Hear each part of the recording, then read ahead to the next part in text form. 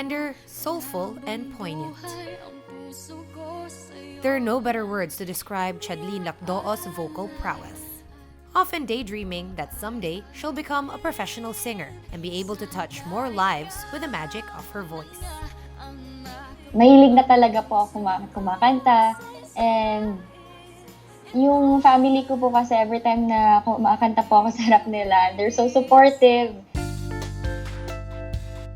Thanks to her God-given talent and determination, Chadleen's aspirations turned to reality. But the journey towards the success she's reaping now was never easy. Behind her upbeat smile lies a painful past. One that almost obstructed her road towards her dream.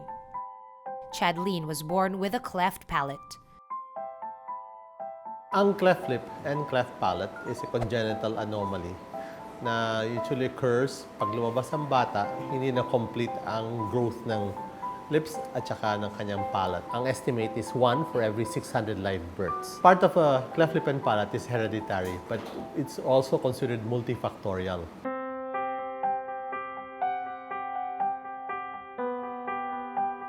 I'm really grateful po na na-meet ko po yung Operation Smile. Well, Chadleen is living her dream. Ngayon po kasi isang singing ambassadress na po ako ng Operation Smile. And through singing po, I get to inspire donors, people that who continue to help Operation Smile po and raise pa po ng more funds for the kids or mga tao na may mga disability. Chadleen is just one of the many Filipinos given another chance at a normal life thanks to the tireless efforts of the foundation.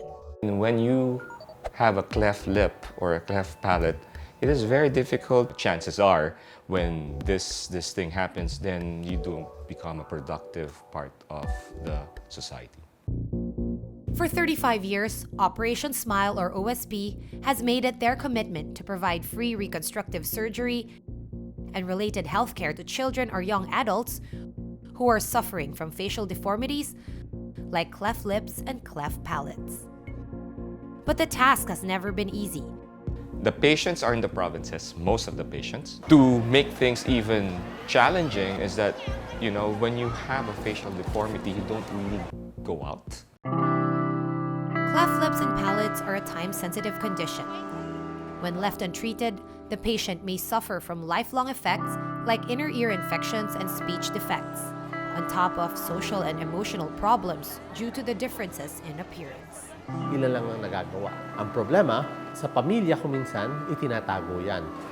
Ayaw nilang paggawa dahil sa nahihiya. And then, of course, financially, medyo may kamahalan ang pagpapa-opera ng ganito. According to the current data of Operation Smile, there are an estimated 18,000 backlog cases of cleft lips and palates in the country that still need to be addressed. Apart from the existing cases, cleft lips and palates are still a continuing concern in the country, with the number of patients increasing every year with no accurate data.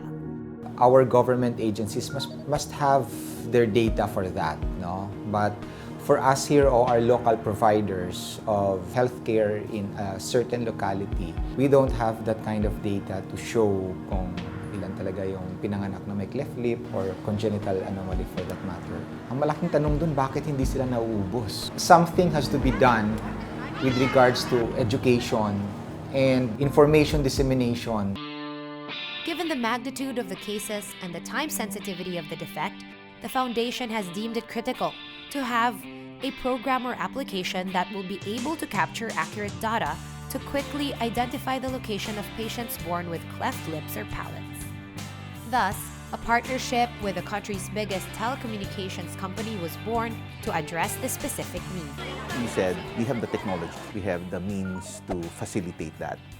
So Operation Smile was looking for patients, and then the patients naman were looking for somebody to help them. Perfect yung arrangement na yun.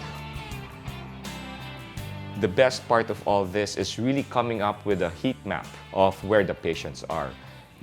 Foundations work in very small and limited resources. This system can help us. Thanks to the patient mapping application born out of this partnership, the daunting task of documentation and record keeping through paper was eliminated. Locating patients is also now easier, thanks to the geotagging feature of the app. All of these are done with just a simple click of a button.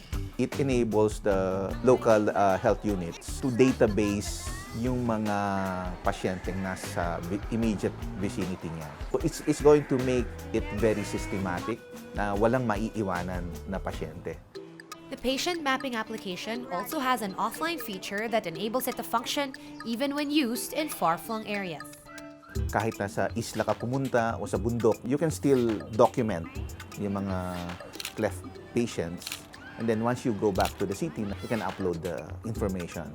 So how does this all fit in with SMART's greater plan to help with nation building? Health has always been a concern that we'd like to work on. But it's not easy, Sean, because when you're talking about people's health, it's a highly regulated field. So what we did was, as far as health was concerned, we were looking at the health information side. Building databases, capturing information that can be used by healthcare providers in order to make their work more efficient. And so this was a natural direction that we took.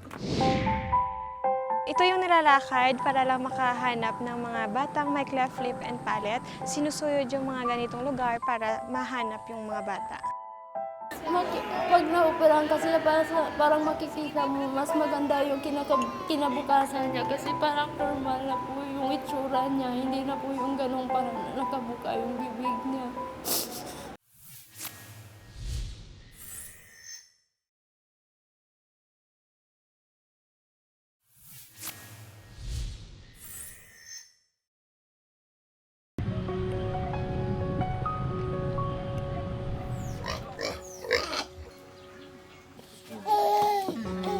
Jovial, bubbly, and full of life.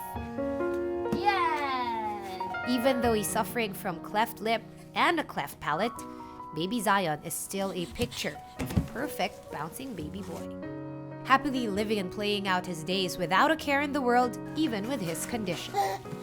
Zion's mother, Jebeth Merhamin, knows all too well the cause of her baby's deformity. Like her son, Jebeth has a facial deformity of a cleft lip, having passed it on to her son, possibly through genetics. Sa akin ito po. Kasi pag may counseling or tuturuan kayo paano, dapat daw mag-take ng folic acid para maiwasan yung ganitong epekto. Ginawa ko para, kasi alam ko may posibilidad. Nang paglabas siya, ganito talaga. Ba't di kayo nahihiya mismo? Kasi anak ko siya, tapos wala naman sigurong binibigay ang Diyos na para sa ikasasama ng loob mo. Siguro sa akin niya binigay kasi alam niyang kaya ko. Compared to other patients who suffer from cleft lips or palates, Jebeth says that she was lucky enough not to be ostracized in her community. She also considers herself blessed to have met the love of her life, despite her deformity. Dito sa bukid, parang tanggap nila kung ano yung hindi masyadong mabuli yung mga tao. Kita niya naman kung anong tsura ko. Pinakasalan niya ako kay lang paniwala lang na mahal niya ako, tanggap niya kung ano ako, tanggap niya rin kung anong anak namin. But it might not be the same for her son Zion. Just like every mother, Jebeth only wants the best for her son. Sabi nga ng biyanan ko, wag na lang kasi kung anong binigay ng Diyos, yun na yun kasi binigay. Sa akin lang, mabuti ngayon nandito ako, kayong lula, pero pagdating ng panahon na siya lang, sino magtatanggol sa kanya kung ganyan pa rin ang itsura niya. Dawat na nako kay kuan na dako na pugpug edad, si Zion, gamay pa siya, daghan pa ang tuig na pwede niya makuan. Sa iya diferensya, kung matahi siya, mas maayo ang ihang pagkuan sa pagpuyo nang dili siya kuanon sa ubang mga tawo. Baby Zion is just one of the many untreated patients of cleft lip or palate in the Negros region. For the foundation to find patients like Zion, they have to rely on the efforts of volunteers. Those who are tirelessly seeking patients to enlist in their medical missions, giving them a chance to live a brighter and hopeful future.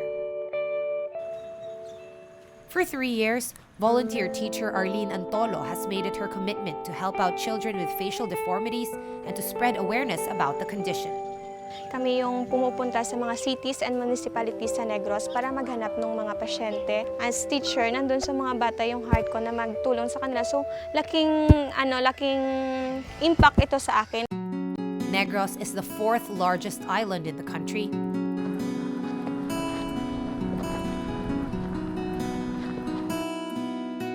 And that's why it's no walk in the park for volunteers like Arlene whenever they seek out patients. Ito yung nilalakad para lang makahanap ng mga batang may cleft lip and palate. Sinusuyod yung mga ganitong lugar. Mahirap talaga kasi aakyat ka ng bundok. Traversing an island the size of Negros just to gather patient data is both time-consuming and physically taxing for volunteers like Lee. But thanks to the patient mapping application developed by the partnership of Operation Smile and the country's biggest telecommunications company, finding patients like Zion is made easier as the application promotes citizen reporting, meaning anyone from all walks of life can download the application for free using their mobile devices, gather data, and submit the patient information and location to the database, making it easier for volunteers to monitor patients. Operation Smile can then monitor and administer follow-up care if necessary. Once ma-download mo yon, parang nag-fill up ka lang, parang nag-Facebook, fill up ka ng details mo, and then meron namang guide doon kung anong klaseng condition, as pipicturean mo lang siya, and then once it's submitted, you're done. Ito yung app na to makakatulong sa atin kasi paperless na to. Mas madali na yon kasi titingnan mo na lang yung details nila kung sa anong lugar sila. Isang click mo na lang, mahahanap mo na agad. Operation Smile utilizes volunteers globally to conduct medical missions. These missions serve as an effective model to address the need to eradicate cleft lips and palates in the country, as a free reconstructive surgery successfully meets surgical needs and overcomes societal barriers to healthcare access. Just this May, the foundation held its 25th medical mission in Bacolod, helping out 139 patients of cleft lips and palates, along with baby Zion. And just like Zion, Jebeth's sister was also a beneficiary of the foundation's medical mission 2 decades ago. With this year's campaign theme, Until We Heal, Operation Smile aims to strengthen their mission of transforming lives by giving free reconstructive surgeries. I think it's the labor of love of each volunteer that comes here, doesn't get paid, but gets paid back in terms of satisfaction. And through the effective use of technology, bridging the gap within the local public health ecosystem in the country has never been easier, providing a convergence between patients and healthcare professionals. It takes a village to raise a child. This is exactly the truth. And this is where I appeal to a whole lot of folks.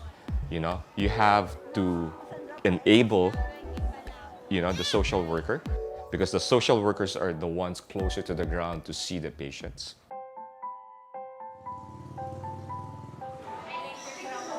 Through the efforts between charitable foundations and the private sector, children like baby Zion are assured of a future where they can play an active role in their communities.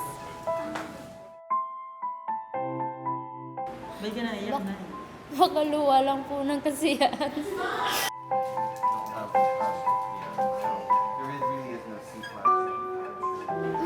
Pag na-operahan kasi parang makikita mo, mas maganda yung kinabukasan niya kasi parang normal na po yung itsura niya, hindi na po yung ganong parang nakabuka yung bibig niya.